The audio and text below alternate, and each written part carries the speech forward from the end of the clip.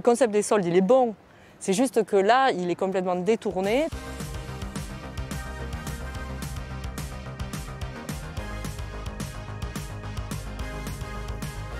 En fait, il y a deux raisons pour faire des soldes.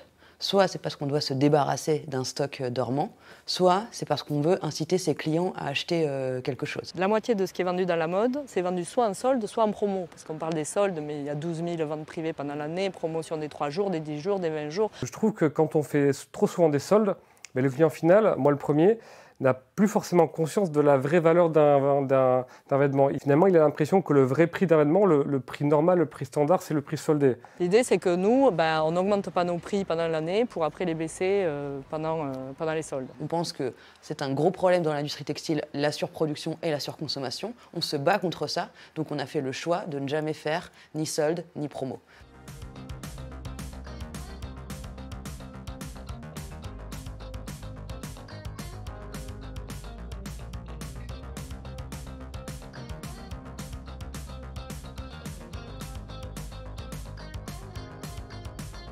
Effectivement, c'est un modèle qu'on peut penser très vertueux, et moi j'en suis convaincu, mais sur le long terme qui est assez difficile, parce que le problème, c'est que quand on a des invendus, donc ce qui peut arriver, hein, forcément, vu qu'on ne peut pas les solder, l'écoulement prend beaucoup de temps. Et dans notre cas, on a lancé notre marque il y a presque 10 ans. C'est que cette année qu'on fait une espèce de vente archive de vêtements qui s'étaient accumulés année après année. Les soldes permettent quand même de prendre plus de risques. C'est-à-dire qu'en termes de créativité, il faut bien savoir se doser. Parce que c'est ça qui génère quand même des stocks. C'est quand on se trompe sur des modèles, parce que c'est de la mode, c'est subjectif, ça arrive. Donc nous, ce qu'on fait dès le début, quand on réfléchit à notre collection, c'est qu'on fait très peu de nouveautés chaque année.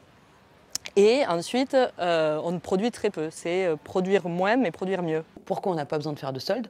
La première raison, c'est qu'on n'a pas de stock dormant. On n'a pas de collection chez Loom, on n'a que des permanents. Donc quand on n'a pas de collection, on n'a pas besoin de faire de la place régulièrement pour faire rentrer nos nouvelles collections.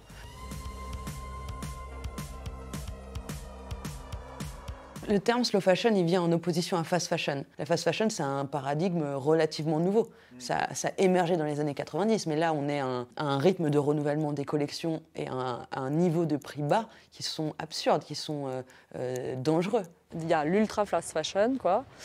Le luxe, et après, justement, dans ce qui était le milieu de gamme, en fait, comme c'est que des marques responsables, etc., qui sont en train d'émerger, un des business models prépondérants, c'est justement cette slow fashion. Plus que ce concept, pour moi, ce qui compte, c'est de proposer des vêtements dont on ne se lasse pas, donc on va les mettre avec plaisir année après année, parce qu'effectivement, il y a l'émergence de la seconde main, mais comme on dit, les vêtements neufs d'aujourd'hui seront la seconde main de demain. Je sens que ça a quand même bien changé. Les consommateurs sont un peu plus conscients, sont un peu plus éclairés, mieux informés. Mais quand on regarde les chiffres, on voit qu'en fait, la tendance business, la tendance marché, elle va vraiment pas dans le bon sens.